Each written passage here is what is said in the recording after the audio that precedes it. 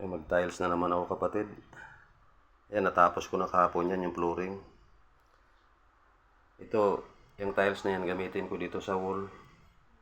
Dito sa lagayan ng rep yan. Lahat yan, itatiles ko yan. Hanggang ceiling yan. Yan. Kabilaan. Pati ito. Yan, itatiles ko yan diretso doon.